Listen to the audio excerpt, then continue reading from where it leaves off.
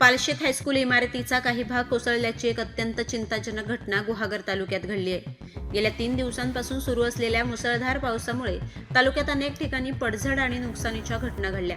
गेले 2 दिवस सलग पडल्यानंतर बुधवारी सकाळी पावसाने काही काळ उसंत घेतली होती, मात्र त्यानंतर पुन्हा जोरदार हजेरी लावली आहे। याच मुसळधार पावसाच्या तडाख्यामुळे तालुक्यातील प्रसिद्ध पालशेत येथील आरपीपी हायस्कूल इमारतीचा काही भाग अचानक पत्त्यासारखा कोसळला।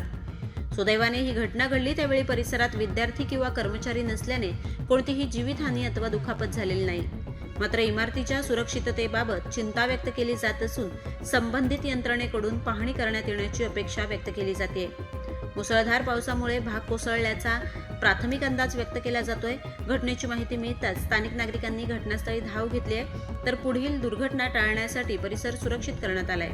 या घटनेमुळे पालक व ग्रामस्थांमध्ये चिंतेचे वातावरण निर्माण झाले असून शाळा इमारतीची तातडीने तपासणी करून आवश्यक दुरुस्ती व सुरक्षेच्या उपाययोजना करण्याची मागणी होतीये। कोकणाच्या कानाकोपऱ्यातील माहिती थेट आपल्यापर्यंत पोहोचण्यासाठी आजच आपल्या कोकणी आवाज या चॅनलला लाईक, फॉलो आणि सबस्क्राईब करा। व्हिडिओ आवडल्यास शेअर करा।